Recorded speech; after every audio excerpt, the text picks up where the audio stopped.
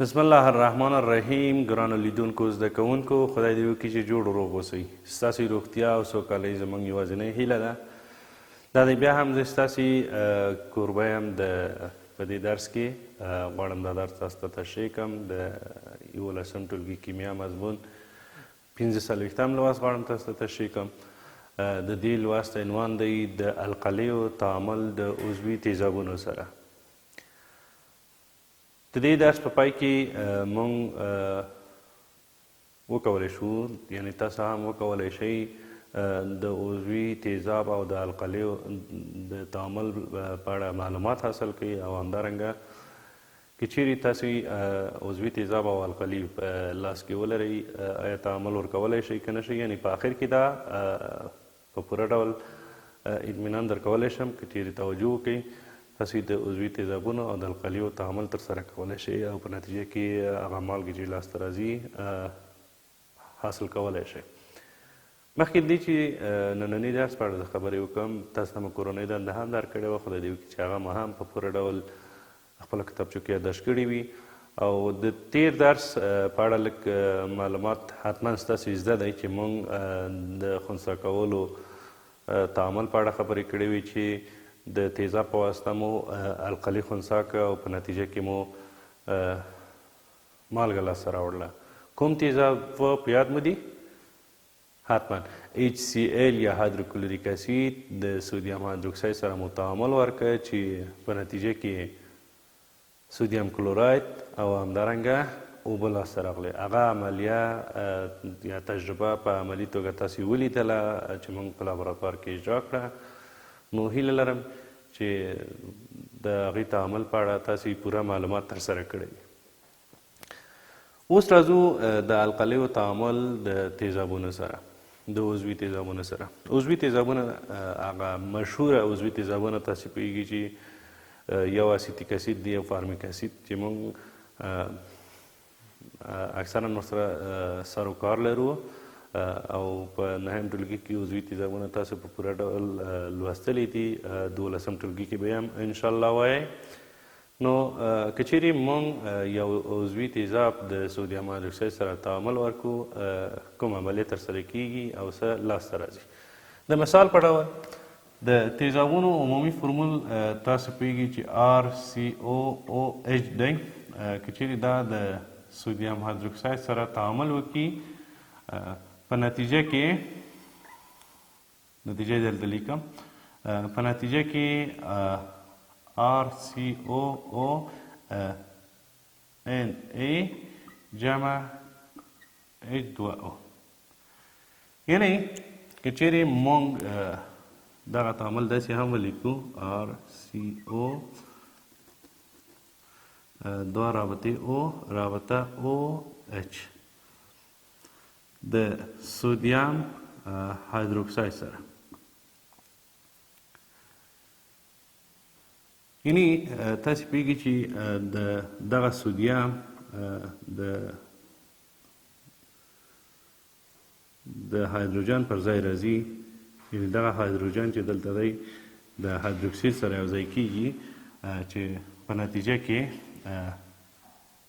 RCOONA یا سودیم هغه تیزاب د سودیم سره چې اوبه هم لاسته راځي. که چیرې موږ د دغه تیزاب په ځای اسیتیک اسید ولرو، یعنی ولیکو چې CCCOOH د سودیم هایدروکساید سره که چیرې دا تعامل وکړي، نو په نتیجه کې بیا هم دغه سودیم راځي د هایدروجن ځای نیسي، یعنې دا هایدروجن د دغه هایدروکسید سره یو مالیکول اوبه جوړوي، او دلته چې پاتې کېږي CH3COONA، یعنی سودیم اسیتیت لاسته راوړي. موږ کولی شو دغه سودیم اسیتیت په لابراتوار کې هم لاسته راوړو، یعنې عملا دغه تجربه اجرا کولی شو په لابراتوار کې، چې زه انشاءالله د دې درس په پای کې دغه تجربه غواړم تاسو ته تشریح کړم. نو د عضوي تیزابونو او د القلیو تعامل په نتیجه کې هم هغه عضوي مالګه او همدارنګه اوبه لاسته راځي. مونږ سودیم استیت د سودیم هایدروکساید سره تعامل ورکړ چې په نتیجه کې سودیم استیت او همدارنګه اوبه لاسته راغلي. اسیتیک اسید د سودیم هایدروکساید سره سودیم استیت او اوبه جوړوي. که چیرې مونږ دغه اسیتیک اسید د امونیا سره تعامل ورکړو، د امونیا سره که چیرې دا تعامل وکړي نو په نتیجه کې تاسې پوهېږي چې د تیزاب په مقابل کې امونیا قلوي خاصیت ځان ته ښیي، یعنې القلي د امونیا. یعنې کله چې دوی تعامل وکړي د تعامل په نتیجه کې دغه هایدروجن جلا کېږي، د سره امونیا هم جوړوي، دلته هم یو مثبت ایون او دلته منفي ایون پاتې کېږي، نو جوړوي یې CH3COONH4 چې نوم یې دی امونیم اسیتیت. که چیرې مونږ د عضوي تیزابونو تعامل د نورو مرکباتو سره هم په نظر کې ونیسو، لکه د امینینو سره، نو اماید جوړوي. د مثال په ډول که چیرې مونږ CH3 یعنې اسیتیک اسید د میتایلامین سره تعامل ورکړو، د تعامل پایله تعامل نتیجه چې مونږ لاسته راوړو CH3 رابطه CO رابطه NH2 رابطه CH3 جمع یو مالیکول اوبه لاسته راځي. همدارنګه که چیرې مونږ اسیتیک اسید چې عضوي تیزاب دی د الکولو سره تعامل ورکړو، ستاسې کتاب کې دا تعاملونه راغلي دي، یعنې C3 رابطه C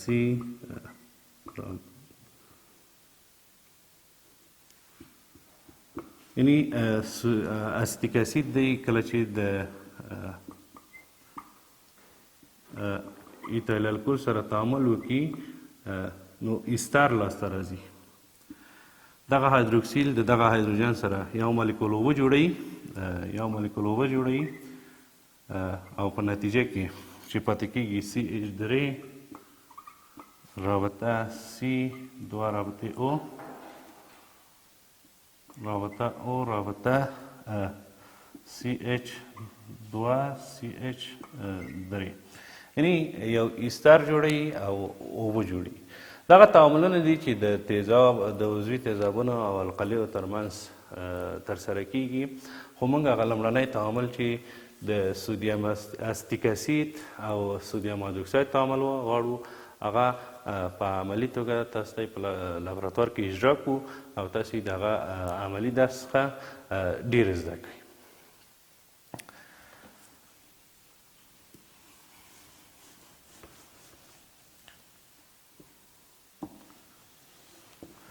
مونږ مخکې تجربه معادله لیکلې وه، بیا یې لیکم. کله چې سودیم اسیتیت د سودیم هایدروکساید سره تعامل وکړي نو څه شی حاصلیږي، محصول به یې وروسته درته ولیکم. د دې تجربې د اجرا کولو لپاره چې مونږ په دې موخه غواړو چې سودیم اسیتیک اسید د سودیم هایدروکساید سره تعامل ورکړو، یو عضوي مالګه لاسته راشي. د دې تعامل د ترسره کولو لپاره مونږ کوم موادو ته اړتیا لرو؟ لومړی د تودوخې سرچینه ده، یعنې په سامانونو بخش کې د تودوخې سرچینه د مواد اخیستلو قاشوغه تاسې وینئ چې اړینه ده. همدارنګه دراپر یا څاڅکي څڅونکی او د ښورولو میله. تاسې وینئ چې اسیتیک اسید دی یا د سرکې تیزاب او سودیم هایدروکساید چې یو القلي دی، قوي القلي دی. همدارنګه پایرکس 250 ملي لیتره بیکر او د بیکر نیونکي. د دې تجربې د ترسره کولو لپاره موږ لومړی د 3 ګرامو په اندازه سودیم هایدروکساید اخلو.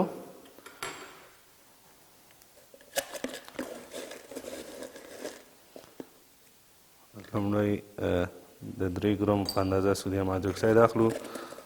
دغه سودیم هایدروکساید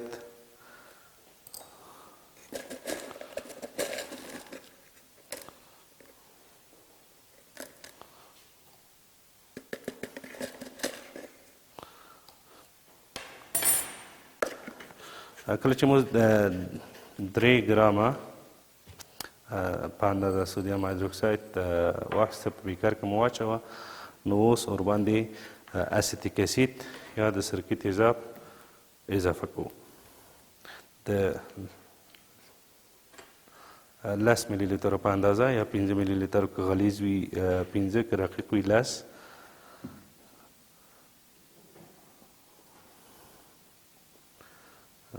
تیزاب بوی لري، نو زه د ماسک څخه استفاده کوم.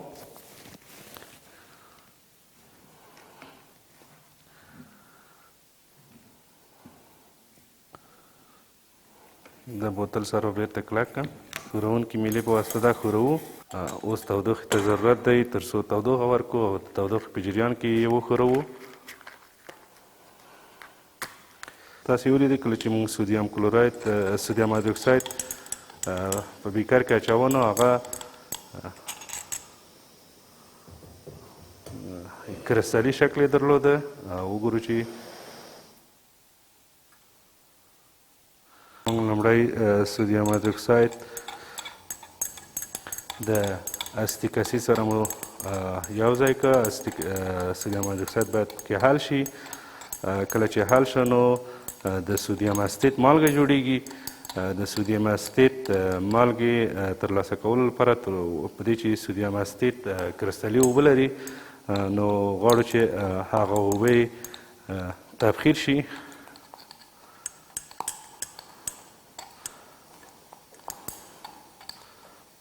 اوس د دې تفاوت ګورو. لومړی سر کې تاسې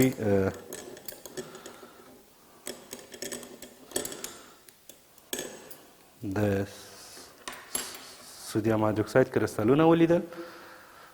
کله چې موږ سودیم هایدروکساید په اسیتیک اسید کې حل کړه، نو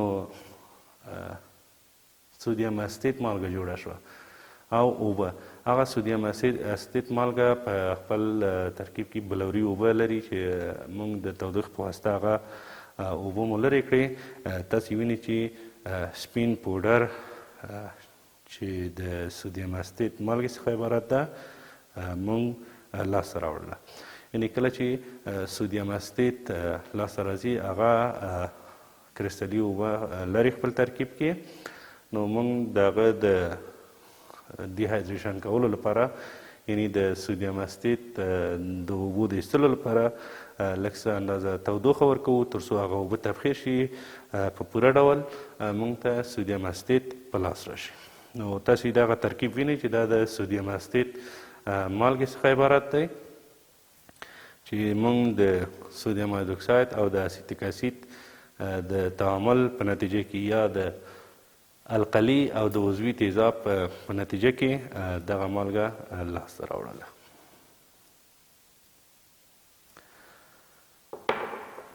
نو د دې درس نه مو دا زده کړل چې کله چې القلي د عضوي تیزابونو سره تعامل کوي، نو عضوي مالګې جوړوي او اوبه. چې موږ اسیتیک اسید د سودیم هایدروکساید سره تعامل ورکړه، چې په نتیجه کې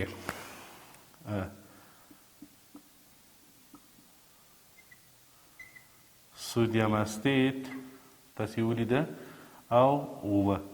دغه اوبه د سودیم اسیټ په ترکیب کې شته، یعنې بلوري اوبه دي. کله چې موږ تودوخه ورکړه، دغه اوبه مو په بخار تبدیله کړې، یعنې بخار شوې. دلته هغه سپین پوډر چې پاتې شو د سودیم اسیټ څخه عبارت دی.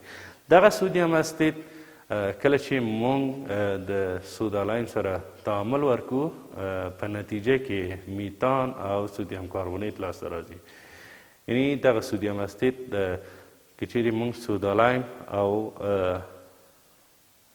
سودالایم سره تعامل ورکو، تودوخه ورکو ورته، په نتیجه کې د میتان ګاز او سودیم کاربونیت لاسته راځي چې تاسې په 9 ټولګي کې لوستلي دي او په 12 ټولګي کې هم د الکالونو بخش کې هم دغه تجربه کار شوې.